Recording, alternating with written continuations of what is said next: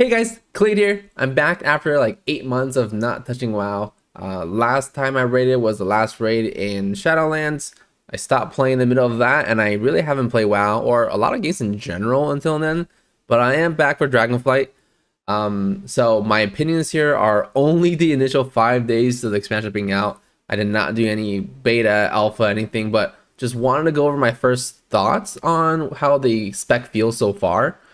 So logged onto the expansion on day one. I started off with kind of the Raging Blow build because it was very similar to what we had before, right? A Kyrian Fury Warrior from Shadowlands, but with some added perks of Odin's Fury and Ravager added on. Now the DPS rotation feels very similar to before, but there are a few abilities when you're bursting. So there's a bit more setup time to fully burst, mainly adding Ravager into the build, and also now with Avatar kind of being an off GCD ability since Titan's Torment talent allows you to cast Odin's Fury when you activate Avatar.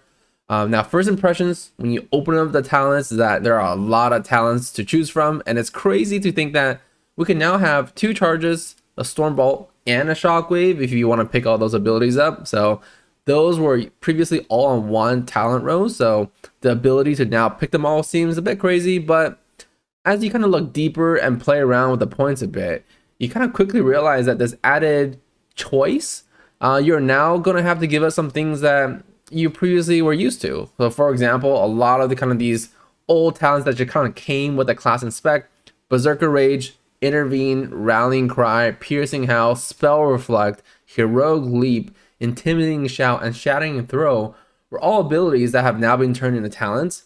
And now they don't only have to compete with each other, but they now have to compete with DPS talents. And this is just the utility aspects that we're talking about, and not counting things having to just use up a talent to unlock recklessness or even in-range regen.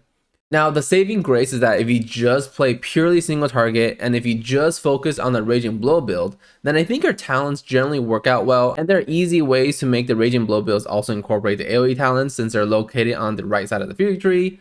The problem begins to arise when you want to play around other talents.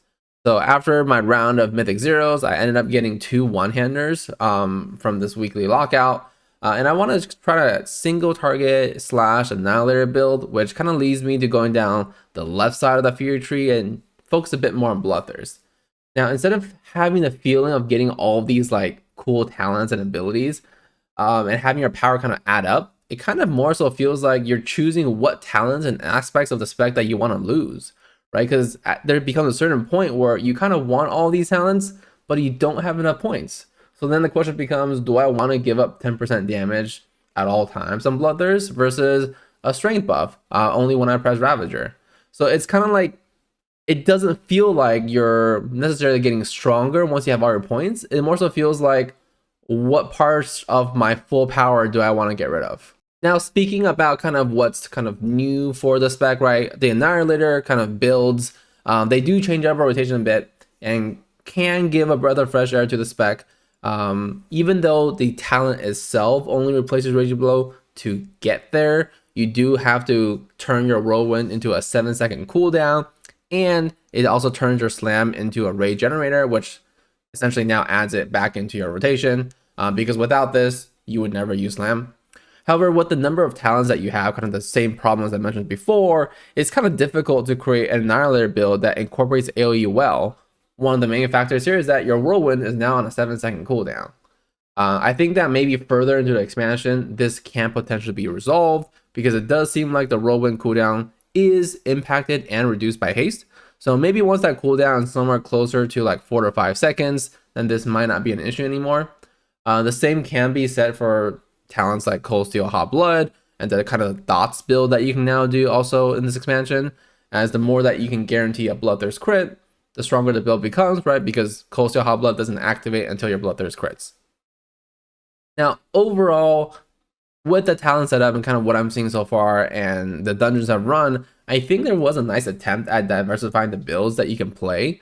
But the only issue is that the Raging Blow build is just so much more versatile on kind of how easily you can switch between single target to AoE and not really have to change up your playstyle and keybinds. And also the fact that you could probably just pick one basic build with the Raging Blow build that you wouldn't really need to change much, especially in the course of like a Mythic Plus.